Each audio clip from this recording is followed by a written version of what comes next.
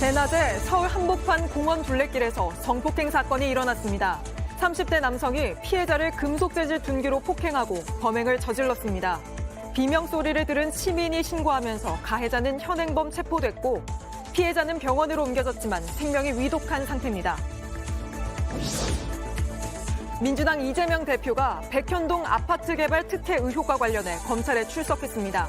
JTBC 취재 결과 검찰은 이 대표가 성남시에 적어도 200억 원의 손실을 끼친 걸로 보고 있는데 이 대표는 조작 수사란 입장입니다. 말도 안 되는 조작 수사로 구속영장을 청구한다면 제발로 출석해서 심사받겠습니다. 당당하게 비핵 있게 청구하십시오.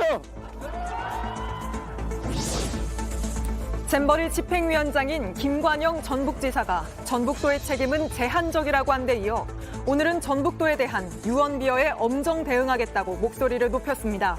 이런 가운데 전북도가 잼버리 개영을 한 달 남기고 뒤늦게 배수관을 준비하는 등 준비가 허술했던 정황이 곳곳에서 확인되고 있습니다. 여름철이면 많은 사람들이 아름다운 계곡을 찾아오지만 시민의식은 아름답지 못한 모습을 여전히 쉽게 찾아볼 수 있습니다. 몸살을 앓는 계곡의 모습 잠시 후 밀착 카메라에서 전해드립니다. 시청자 여러분, JTBC 뉴스룸을 시작하겠습니다. 또 대낮에 그것도 서울 한복판 공원 둘레길에서 흉악 범죄가 일어났습니다. 현재까지 경찰이 파악한 바에 따르면 30대 남성이 금속재질 둔기로 피해자를 마구 폭행하고 성폭행을 저질렀습니다. 당시 근처를 지나던 한 시민이 살려달란 비명을 듣고 신고해 남성은 현행범으로 바로 체포됐지만 병원으로 옮겨진 피해자는 생명이 위독한 상태인 걸로 전해졌습니다. 먼저 최지우 기자 보도 보시고 바로 경찰서로 가서 수사 상황 알아보겠습니다. 서울 신림동의 한 공원입니다. 주변을 걸을 수 있는 둘레길이 만들어져 있습니다. 그런데 오늘 오전 11시 40분쯤 112에 다급한 신고가 들어왔습니다. 공원 주변 산책로 숲속에서 한 여성이 살려달라고 소리치고 있다는 내용이었습니다. 범행은 사람들이 많이 다니는 공원에서 걸어서 10여 분 떨어진 이 둘레길 안쪽 숲에서 일어났습니다. 둘레길과는 떨어져 인적이 드문 곳입니다. 인근에는 초등학교도 있습니다. 그래갖고 젖것을 들고 내려갔다 그랬는데 우리 이제 일로 갔어. 갔는데 어떤 엄마가 누구래? 이쪽으로 가지 마요. 경찰은 25분쯤 뒤에 현장에서 30대 남성을 붙잡았습니다. 둔기로 피해 여성을 때리고 성폭행한 혐의입니다.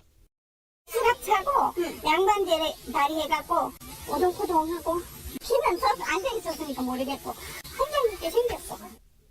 피해자는 곧바로 병원으로 이송됐지만 생명이 위독한 상태라고 경찰은 밝혔습니다. 경찰은 과학수사대를 보내 현장을 조사했습니다. 또 현장에서 둔기를 발견해 범행에 사용됐는지 여부를 조사하고 있습니다. 이 남성은 술은 마시지 않은 걸로 확인됐습니다.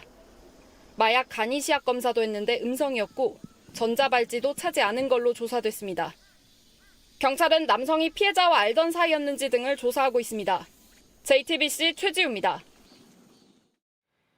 네, 그럼 바로 조사가 이어지고 있는 관악경찰서로 가보겠습니다. 자, 최하은 기자.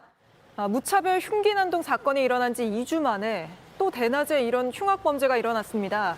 지금 경찰서 안에서 조사가 한창이죠. 뭐라고 진술하고 있습니까? 네, 이 변명 현장에서 붙잡힌 피의자는 바로 이 안 진술 녹화실에서 조사를 받고 있는데요. 경찰은 현재까지 면식범, 그러니까 피해자와 아는 사이는 아니었던 것으로 파악하고 있습니다. 현장 주변이나 이 신림동에 사는 사람도 아니었습니다. 이 범행 장소에서는 금속 재질의 둔기가 발견됐는데요. 이걸 이 범행에 사용했는지 캐묻고 있습니다. 이 경찰은 이 둔기 사용을 부인한다면 DNA 검사도 하겠다는 입장입니다. 네, 원래 알던 사이도 아니고 근처 사는 것도 아니었다면 무차별적으로 범행 장소와 대상을 결정했다는 건가요? 더 조사된 내용이 있습니까? 네, 아직입니다. 다만 경찰은 이 피의자가 정신과 치료를 받은 적이 있는지 과거 진료 기록을 살펴볼 예정입니다. 또 전과가 있는지도 확인하고 있습니다. 네, 최근 살인 예고글이 잇따라 올라오지 않았습니까? 혹시 이번 사건이 예고된 범죄는 아니었는지 그 부분도 확인되고 있습니까? 네, 말씀하신 것처럼 지난달 조선의 신림동 흉기난동 사건 이후 범행 예고가 이어져 왔습니다. 특히 이 신림동 일대에서 성범죄를 저지르겠다 이런 글도 올라왔었는데요. 하지만 그 예고글과 이번 사건이 연관성이 있는지는 아직 확인되지 않았습니다. 경찰은 오늘 1차 조사를 마치면 피의자를 이곳 관악경찰서 유치장에 입감시킬 예정입니다. 구속영장은 내일 신청하기로 했습니다. 네, 알겠습니다. 여기까지 듣겠습니다. 최현 기자였습니다. 지난달 신림역 사건 이후 순찰이 강화됐지만 또 대낮에 이런 흉악범죄가 터졌습니다. 범행 장소가 인적 드문 숲속이라 경찰이 증거가 될 CCTV나 블랙박스를 확보하기 어려울 수 있다는 우려도 나오는데 피해자는 현재 의식불명 상태라 피해 내용을 진술할 수도 없는 상황입니다.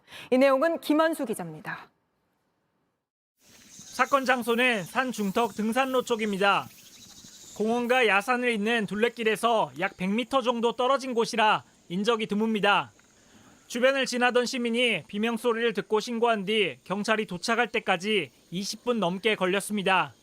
서울 한복판이지만 숲속이어서 CCTV나 블랙박스 영상 같은 확실한 물증을 확보하기 어려울 수 있습니다. 경찰은 지난달 신림동 흉기난동 이후 신림역 주변과 강력범죄 예고글이 올라온 주변에 순찰을 강화했습니다.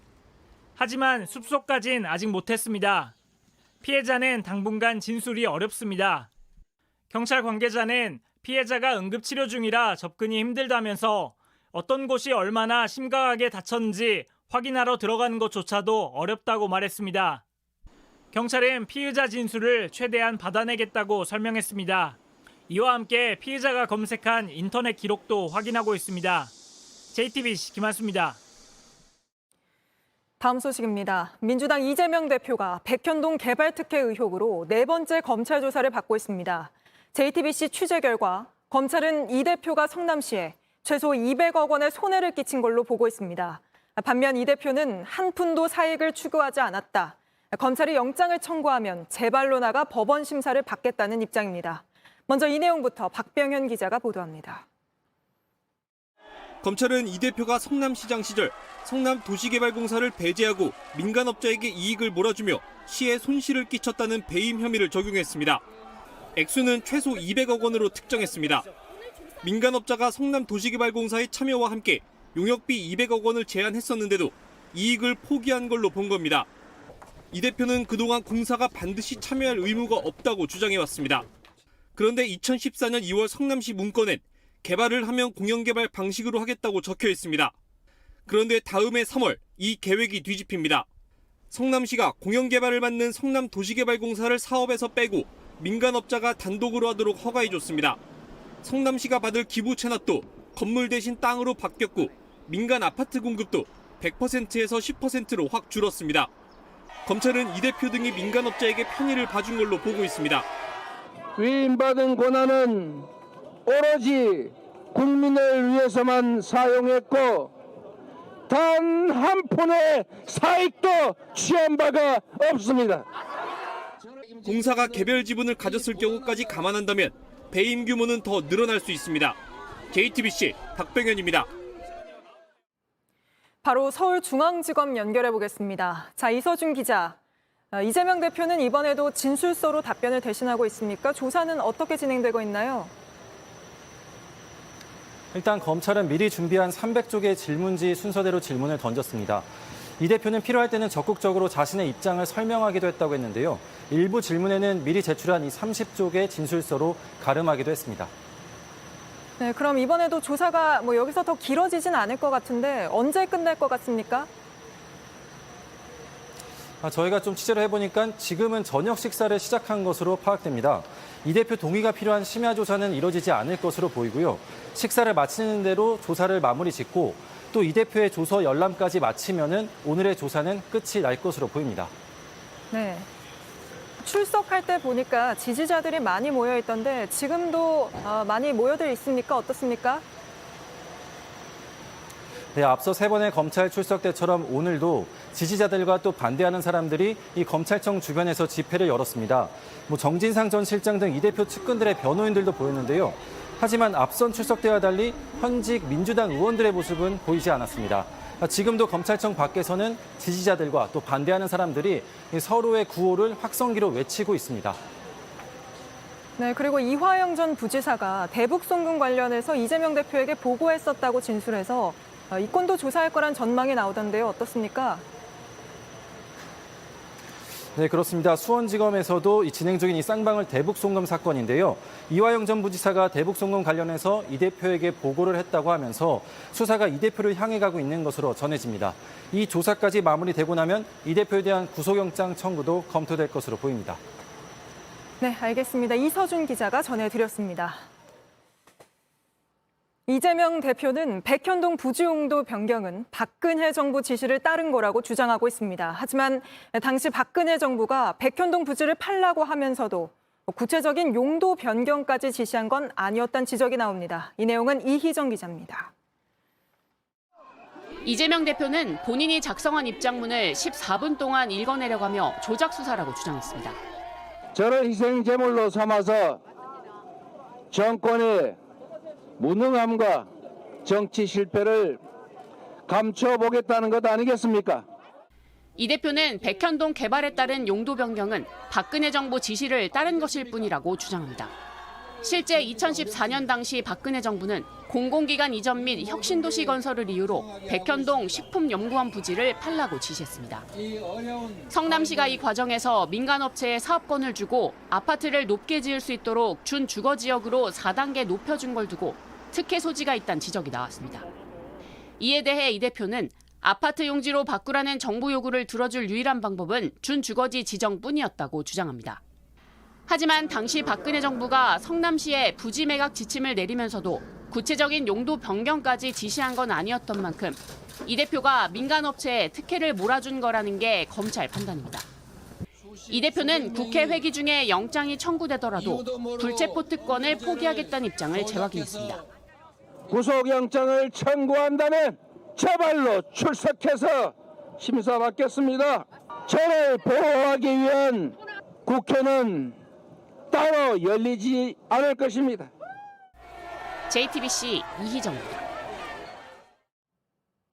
다음 소식입니다. 감사원이 잼버리 대회 유치부터 폐영까지 감사로 따져보겠다고 밝힌 가운데 김관현 전북지사가 오늘 국회를 찾아 감사가 공정하게 진행될지 우려가 있다고 말했습니다. 김 지사는 그러면서 국회 국정조사를 해야 한다고 주장했습니다. 고석승 기자입니다. 김관영 전북지사는 잼버리 파행 사태에 대해 미안하게 생각한다면서도 영국 등의 조기 퇴영에는 안타깝다고 했습니다. 퇴영까지 결정한 점에 대해서는 저희도 개최지로서는 상당히 많이 안타깝고. 앞서 김 지사는 지난 14일에도 영국이 철수 이유를 정당화하기 위해 화장실 문제를 부각시켰고 소셜미디어로 문제점이 증폭됐다고 말해 논란이 됐습니다. 김 지사는 잼버리 파행 이후 불거진 새만금 관련 유언비어에는 엄정하게 대응하겠다고 했습니다. 수조 원의 예산을 확보했다더니 이런 허위사실을 유포해서 전라북도 도민들에게 마음에 깊은 상처를 준 점에 대해서 여권 발언 관계자들은 반드시 사과해야 합니다. 감사원의 감사 착수에 대해서도 예민한 반응을 보였습니다. 공정한 감사에 우려가 있는 것도 사실입니다. 그동안의 감사원의 행태에 비춰봤을 때. 그러면서 국정조사가 필요하다며 언제든 국회에 출석하겠다고 했습니다. 국정조사는 그 진행 과정 전체가 국민들께 공개되고 국민들의 궁금증을 국민의 대표기관인 국회를 통해서 풀어낼 수 있는 장점이 있기 때문에. JTBC 고석승입니다. 잼버리 대회 문제점도 하나 더 따져보겠습니다.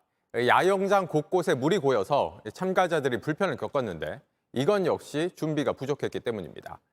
전라북도는 잼버리가 시작되기 한 달 전에야 뒤늦게 배수관을 주문하는 등 배수시설 준비가 허술했습니다. 하혜빈 기자가 취재했습니다. 지난 6월 전북도청은 기반시설 설치에 필요하다며 일부 자재를 급하게 사들였습니다. 땅속에 묻는 금속 소재 배수관인데 뒤늦게 추가 공사에 나섰던 겁니다. 조달청에 물품 구매 요청이 접수된 건 6월 21일.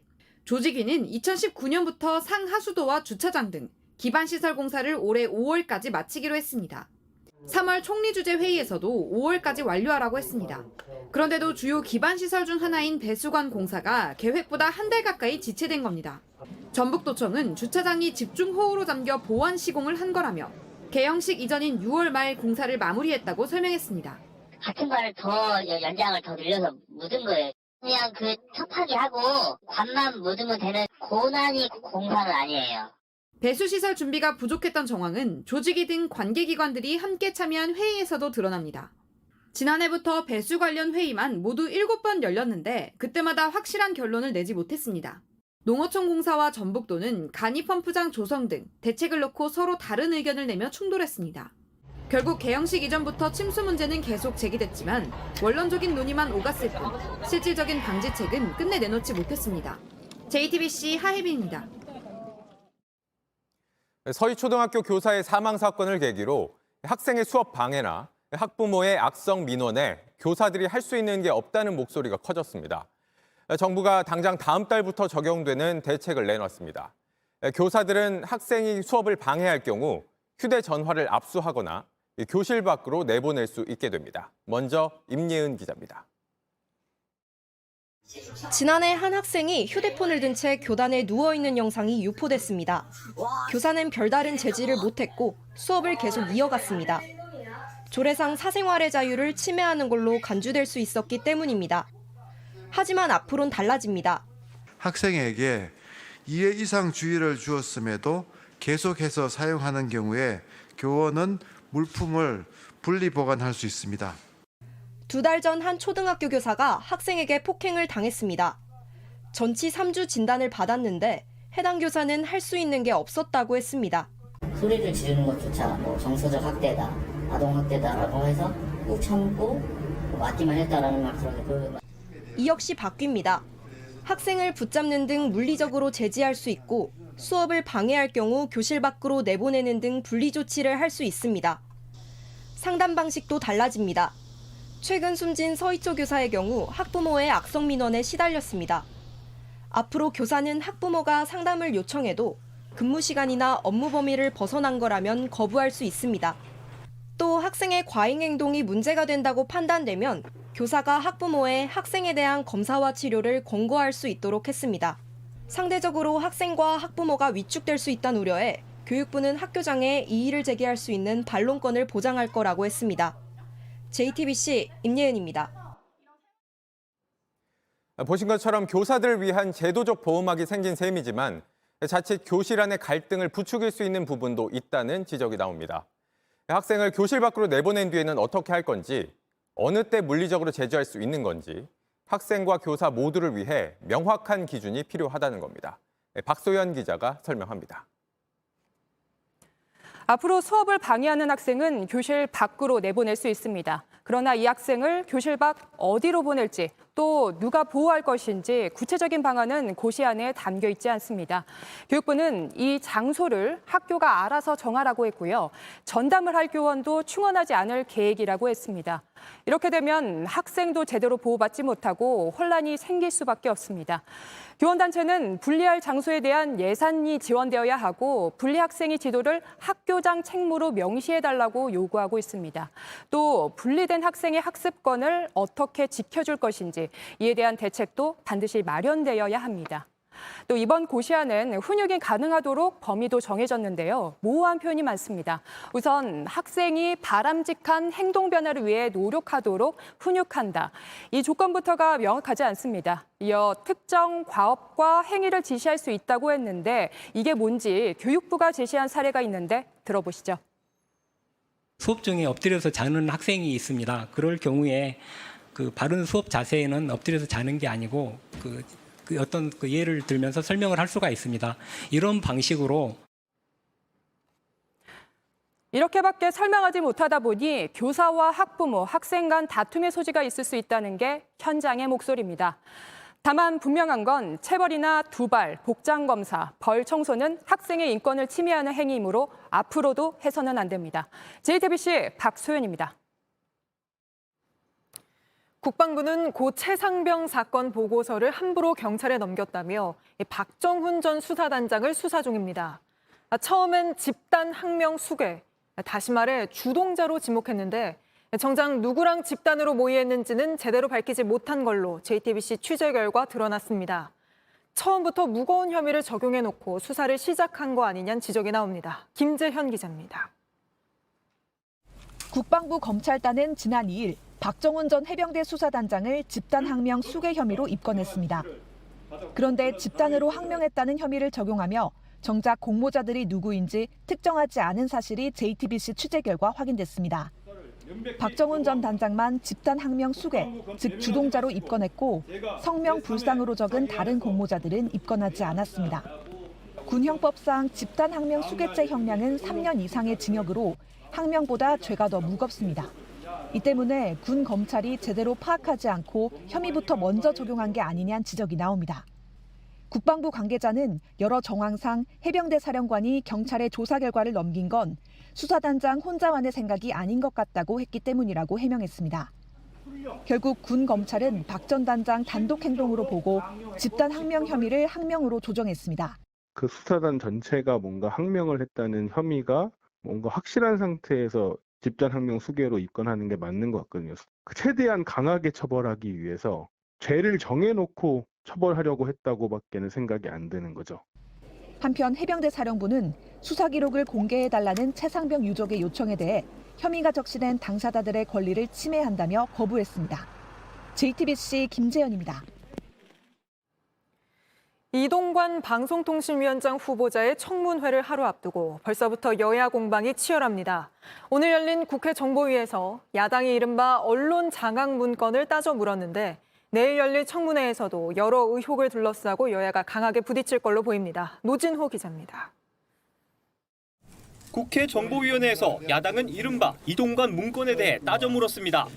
이동관 방통위원장 후보자가 이명박 정부 홍보수석으로 재직할 당시 언론 장악을 목적으로 국정원의 요청에 작성했다는 의혹이 제기된 문건입니다. 야당 질의에 국정원은 확인된 바 없다고만 답했습니다. 국정원장에게 이동관 소위 문건을 본 적이 있냐라고 질의했을 때 본 적 없다라고 했고, 내일 열릴 인사청문회에서도 야당은 이 후보자의 언론 장악 의혹을 집중적으로 캐물을 것으로 전망됩니다. 이 후보자가 홍보수석으로 재직할 당시 작성된 MBC 정상화 전략 등 구체적 문건을 제시하며 개입 여부를 따질 계획입니다. 그간 이 후보자는 해당 의혹을 부인해왔습니다. 언론을 장악하기 위해서 어떤 지시, 그 실행, 그리고 분명한 결과가 나왔었다면 제가 오늘 이 자리에 설 수 있었겠는가. 자녀를 둘러싼 학교 폭력 논란도 주요 쟁점입니다. 야당은 2012년 이 후보자의 아들이 고교 1년간 지속적으로 동급생을 괴롭혔음에도 학폭위가 열리지 않았다며 이 후보자가 부당하게 개입했다고 보고 있습니다. 이에 대해서도 이 후보자는 당사자 간 화해로 종결된 사안이라고 반박하고 있습니다. 야당의 여러 의혹 제기에 대해 여당은 이 후보자가 기울어진 언론을 바로잡을 적임자라며 맞서고 있는 만큼 내일 있을 청문회에서 여야 총력전이 예상됩니다. JTBC 노진호입니다. IMF 때 정년 못 채우고 40대에 명예퇴직하는 사람이 늘면서 45세 정년이란 뜻의 사오정 같은 신조어가 생겼었죠. 그런데 이젠 명퇴 나이가 30대까지 내려왔습니다. 연봉 높기로 소문난 은행권에서 1983년생까지 희망퇴직을 받는다는데 왜 그런 건지 먼저 오원석 기자가 보도합니다. 서울 화양동의 한 슈퍼마켓 내부에 마련된 은행 점포입니다. 직원은 한 명도 없는 대신 화상으로 상담할 수 있도록 디지털 창구가 마련돼 있습니다. 은행들은 이런 무인 지점이나 다른 은행과의 공동 지점을 늘리는 대신 점장과 직원이 여럿 있는 기존 형태의 지점은 줄이고 있습니다. 인터넷 뱅킹 비중이 갈수록 커지고 있기 때문입니다. 줄어든 지점 수에 맞춰 은행들은 전체 인원도 감축하고 있습니다.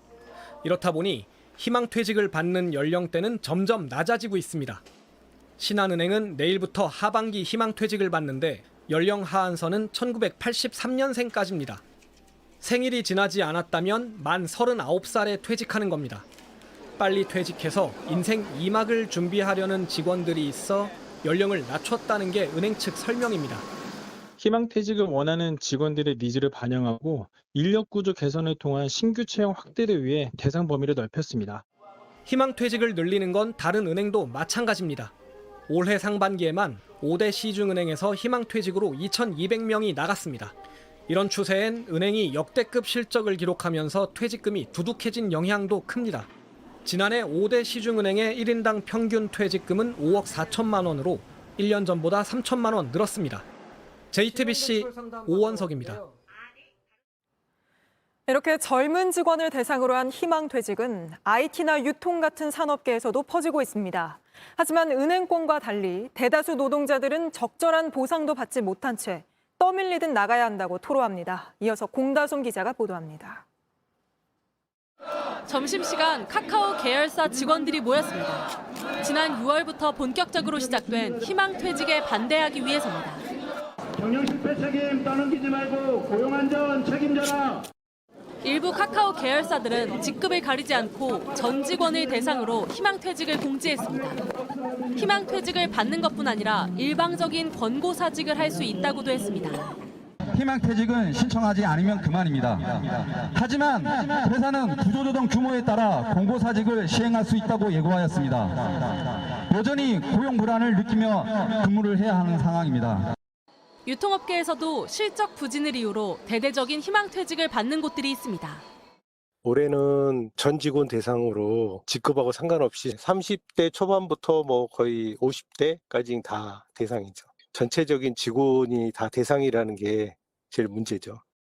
LG 전자제품을 파는 LG 하이프라자는 지난해에만 3번째 희망퇴직을 받았습니다. 교보문고는 창립 43년 만에 처음으로 올해 희망퇴직을 실시했습니다. 국회 미래연구원에 따르면 우리나라 퇴직 연령은 지난해 49.3세로 10년 전보다 3.7세 낮아졌습니다. JTBC 공다솜입니다. 세계적인 학술지 네이처가 한국 연구진이 공개한 LK99는 초전도체가 아니라는 소식을 전했습니다. 그러면서 국내 주식시장이 휘청하자 일각에선 특허를 뺏으려는 음모라는 주장까지 나오고 있습니다. 이도성 기자입니다. LK99는 초전도체가 아니다. 세계적인 과학학술지 네이처에 실린 연구입니다. 독일 연구진은 한국서 만들어진 LK99를 자체적으로 만들었다고 공개하며 초전도체가 아닌 절연체일 뿐이라고 밝혔습니다. 초전도체와 비슷한 현상이 나타난 건 제조 과정에서 나온 불순물인 황화구리 때문이라고 결론 내렸습니다. 세계적으로 저명한 학술지가 LK99가 초전도체가 아니라고 밝히자 국내 주식시장이 휘청했습니다. 그동안 급등락을 반복해온 이른바 초전도체 테마주들은 무더기로 하한가 가까이 떨어졌습니다. 지난달 한국에서 세계 최초로 꿈의 물질인 초전도체를 개발했다는 발표가 나온 뒤 전 세계적으로 검증 바람이 불었습니다. 초전도체가 아니라는 검증 결과들이 나오고 있지만 일각에선 인정할 수 없다는 목소리도 여전합니다. 독일 연구팀의 검증이 잘못됐다거나 한국 연구팀의 발표를 기다려야 한다는 옹호가 나왔습니다. 심지어 한국의 특허를 뺏으려는 음모라는 주장도 있습니다. LK99 개발을 주도한 퀀텀 에너지 연구소는 이르면 이번 달 안에 설명회를 열겠다고 밝혔습니다. JTBC 이도성입니다. 3억 원이 넘는 페라리 차량이 시골길을 달리다 가드레일을 들어받는 사고가 났습니다. 집 한 채 가격의 차량이 순식간에 불에 타버렸습니다. 모바일 디이슈 영상으로 보시죠.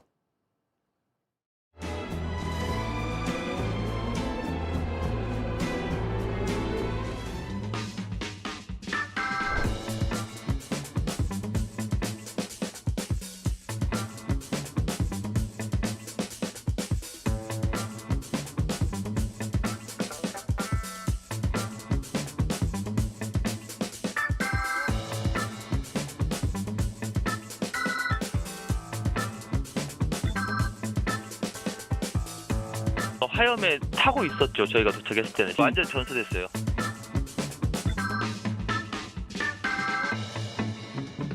이 사람도 아니고 서울에서 왔다 하는데 아무래도 좀 직선 도로이다 보니까 본인이 좀 달렸나 보죠.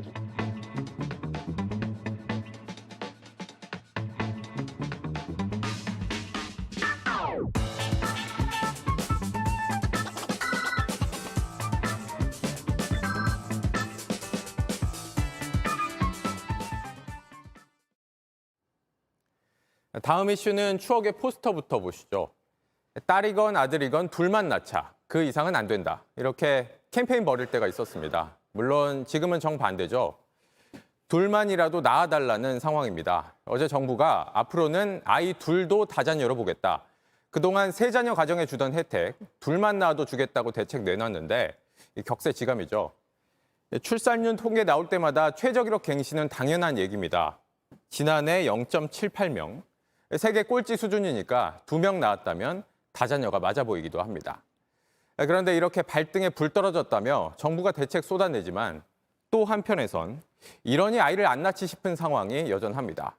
한 30대 엄마가 육아휴직 쓰겠다고 했다가 상사에게 폭언 듣고 회사를 나가야 했습니다. 먼저 김지윤 기자 보도 보시겠습니다.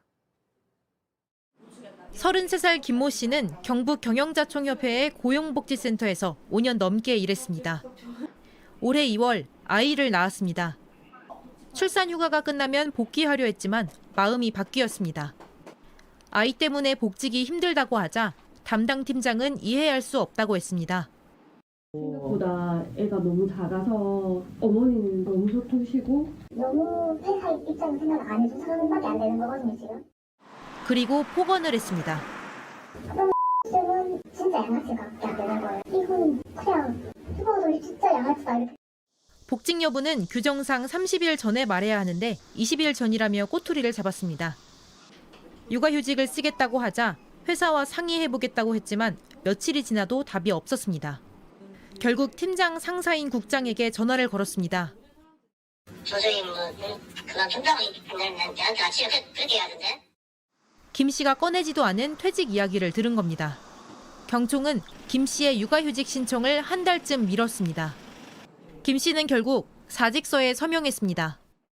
네, 피해만 주는 그런 직원이라고 생각을 하고 있었고 그래서 퇴사가 맞구나 이런. 하지만 퇴사 후 마음을 바꿔 노동청에 진정을 넣었습니다. 사회적으로 결과적으로 봤을 때는 나는 직장을 잃은 그냥 여성으로밖에 안 되는. 경총은 육아휴직을 못 쓰게 하거나 퇴사를 통보한 사실이 없다고 밝혔습니다. 하지만 김 씨는 사직서를 쓸 수밖에 없게 만든 이유를 명확하게 밝혀야 한다고 강조했습니다. JTBC 김지윤입니다. 이번에는 곧 아이를 얻게 될 커플의 이야기를 전해드리겠습니다. 그런데 이 커플 둘 다 여성이어서 현행법상 가족으로 인정받지 못합니다. 이렇다 보니 아이를 낳아 기르더라도 혜택은 없는 건 물론이고 걸림돌도 많습니다. 인구 문제 차원에서도 사회적 논의가 필요한 문제입니다. 이은진 기자가 만났습니다. 머리카락 없어?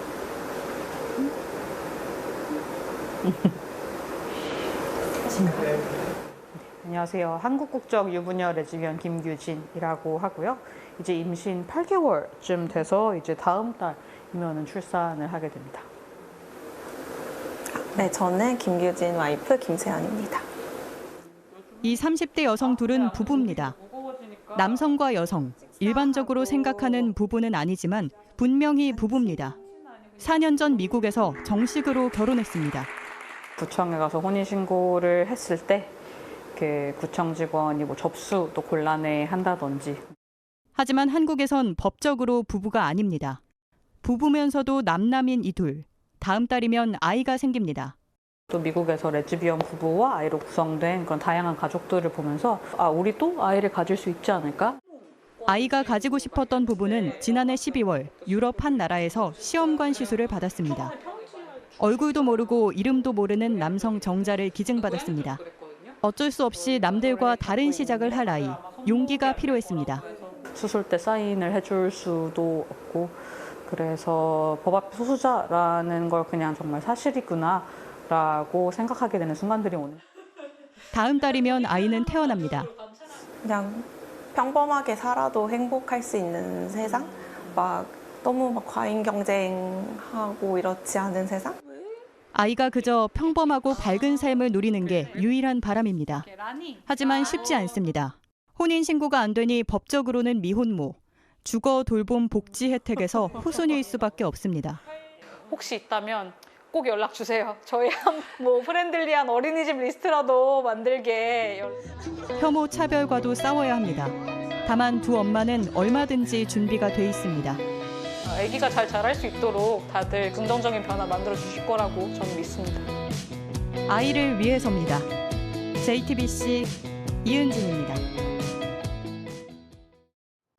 윤석열 대통령이 부친 윤기중 명예교수의 장례 절차를 마무리하고 조금 전 한미일 정상회의 참석을 위해 미국으로 출국했습니다. 이번 정상회의 장소인 미국 대통령의 별장 캠프 데이비드의 이름을 딴 한미일 협력 강화 방안이 채택될 예정입니다. 최수연 기자입니다. 윤석열 대통령은 오전 발인에 이어 경기도 한 묘역에 마련된 장지에서 안장식을 진행했습니다. 윤 대통령은 부친 윤기중 명예교수의 장례를 마치고 곧바로 한미일 정상회의 참석을 위해 출국했습니다. 한국 시간으로 내일 밤부터 미국 대통령 별장인 캠프 데이비드에서 3국 회의와 오찬, 공동 발표를 진행합니다. 대통령실은 이번 회의가 3국 협력체를 단단히 다지면서 제도화하는 계기가 될 거라고 설명했습니다. 그간 북한 위협에 초점을 둔 한반도 영내 공조에서 인도태평양 지역 전반의 자유, 평화, 번영을 구축하는 데 기여하는 범지역 협력체로 진화할 것입니다. 정상회의에선 캠프 데이비드 원칙과 정신, 최소 2건의 문건을 채택할 예정입니다. 캠프 데이비드 원칙은 3국 협력의 주요 원칙을 담고 캠프 데이비드 정신은 3국의 비전과 정상회의 공동성명 등이 담길 전망입니다. 한미일 협의체 창설을 비롯해 확장 억제와 연합훈련, 경제협력 등이 주요 골자가 될 것으로 보입니다. 캠프 데이비드에선 한미, 한일 정상회담도 각각 열립니다.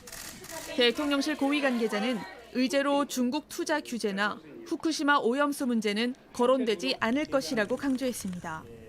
JTBC 최수연입니다. 지난주 SPC의 계열사인 샤니 제빵 공장에서 50대 노동자가 기계에 끼어 숨지는 사고가 있었습니다. SPC가 국회에 낸 사고 보고서를 살펴보니 119 신고까지 8분이 걸린 걸로 드러났는데 이걸 놓고 국회에서 질타의 목소리가 나왔습니다. 조보경 기자가 보도합니다. 지난 8일 성남 샤니 공장에서 사고가 난 시간은 12시 32분. 노동자는 빵 반죽을 나누는 분할기와 반죽을 옮기는 리프트 사이에서 일하다 두 기계 사이에 끼었습니다. 119 신고는 8분 뒤에나 이뤄졌습니다. 이후 병원으로 이송돼 수술을 받았지만 끝내 숨졌습니다. SPC가 국회에 제출한 사고 보고서에 나온 내용입니다. 이를 두고 오늘 국회에선 질타가 이어졌습니다.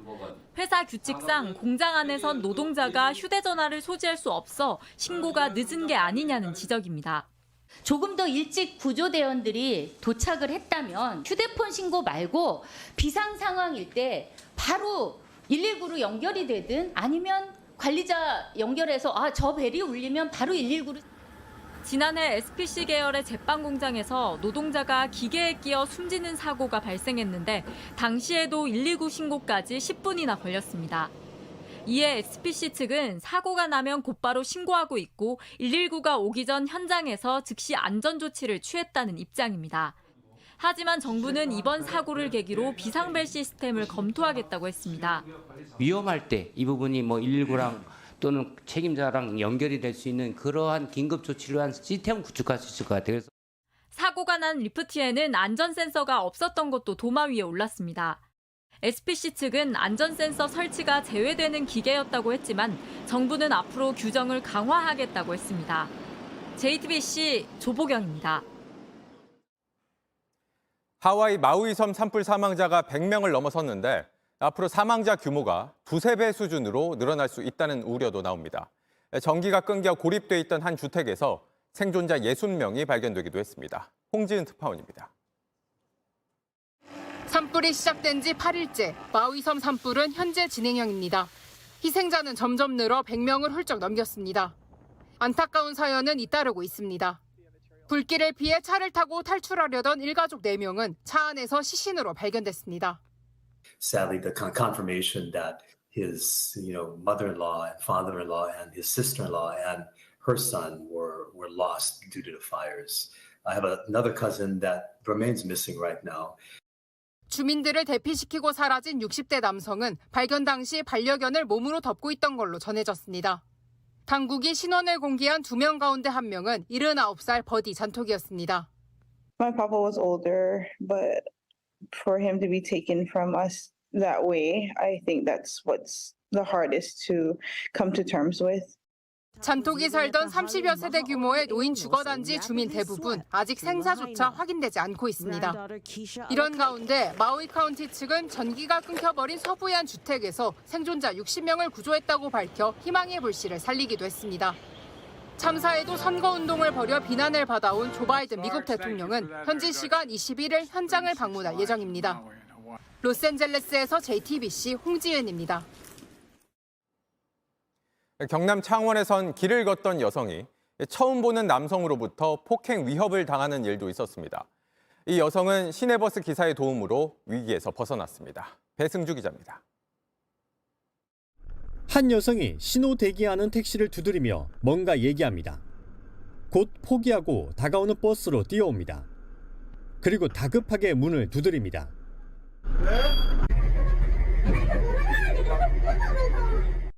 규정대로라면 버스 정류장이 아닌 곳에선 문을 열어주면 안 됩니다. 위험을 감지한 기사가 이 여성을 태웠습니다. 곧이어 한 남성이 모습을 드러냅니다. 버스 앞까지 뒤쫓아와 손을 흔듭니다.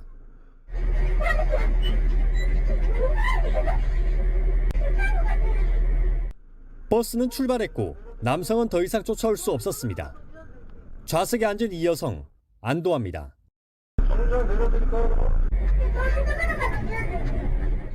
그제 오전 9시 반쯤 경남 창원에서 있었던 일입니다. 한 남성이 산책하던 40대 여성을 횡단보도에서 위협했습니다. 다리가 불편한 이 여성, 도망치다가 택시 2대의 문을 두드렸습니다. 하지만 승객이 타고 있어 모두 열어주지 않았습니다. 달려오시는 폼이 조금 급박한 것 같긴 같았어요. 뭔가 있는가 싶어가지고 열어드렸죠. 지금 와서 생각해보면 그래 잘한 행동이기는 했다. 경찰은 이 남성을 쫓고 있습니다. 여성은 자신의 인터뷰를 사용하지 말아달라고 할 정도로 공포에 떨고 있습니다. JTBC 배승주입니다.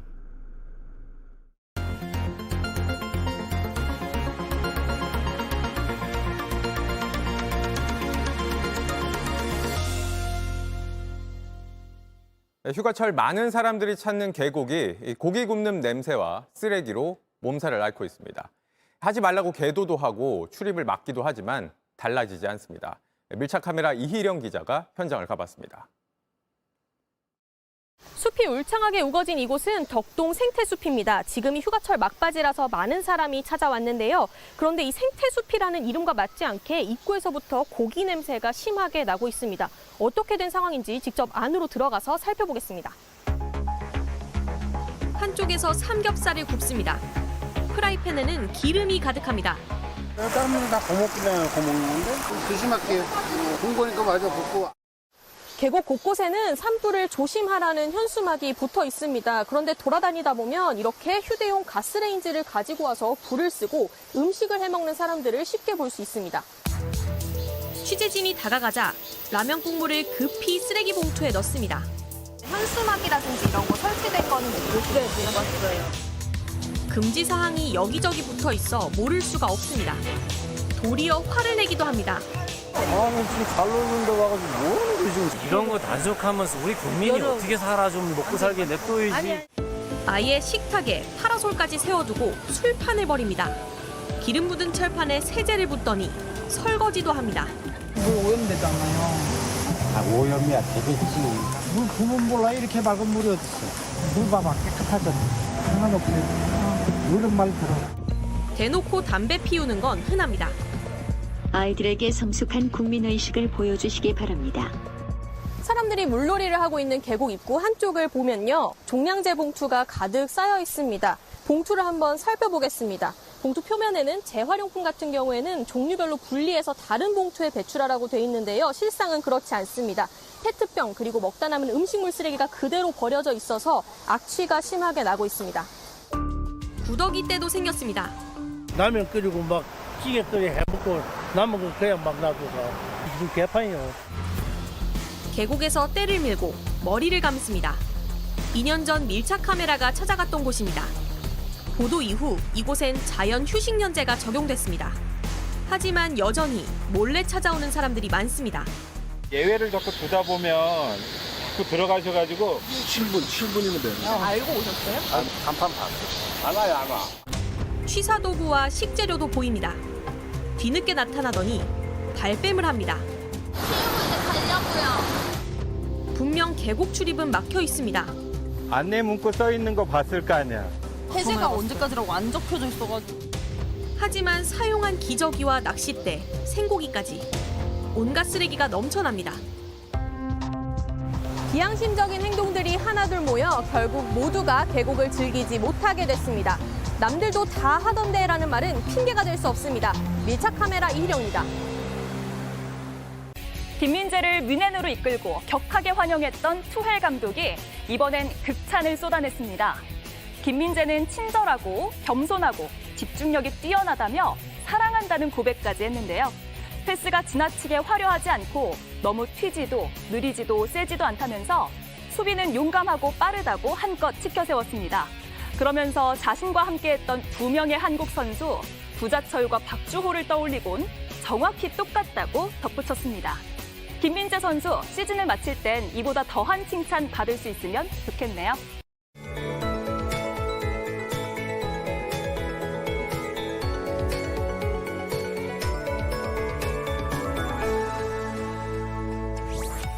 폭염과 소나기가 반복되고 있습니다. 전국 대부분 지역에 폭염특보가 유지되는 가운데 내일도 내륙을 중심으로 소나기가 쏟아지겠습니다. 내일 오후부터 저녁 사이 중부지방에 5에서 30mm, 전라 동부와 경북 내륙은 최고 60mm의 소나기가 요란하게 내리겠습니다. 남부지방은 내일부터 모레까지 비 소식도 있습니다. 일부 지역은 시간당 30에서 50mm 안팎의 비가 세차게 내릴 수 있겠습니다. 비는 영남과 전남 동부 해안에 10에서 80mm, 제주 산지는 최고 80mm 이상까지 예상됩니다. 내일 전국 하늘에 구름만 많겠고요. 구름 사이로 볕이 강하게 들어와 매우 덥겠습니다. 내일 서울의 아침 기온 25도, 전주, 부산 24도가 예상되고요. 낮 기온은 서울, 전주 32도, 대전, 대구 33도가 예상됩니다. 다음 주 초까지 소나기는 계속되겠습니다. 화요일에는 중부지방에, 수요일은 전국 대부분 지역에 비가 내리면서 더위는 한풀 꺾이겠습니다. 날씨였습니다. 뉴스룸 저희가 준비한 소식은 여기까지입니다. 네, 시청해주신 여러분 고맙습니다.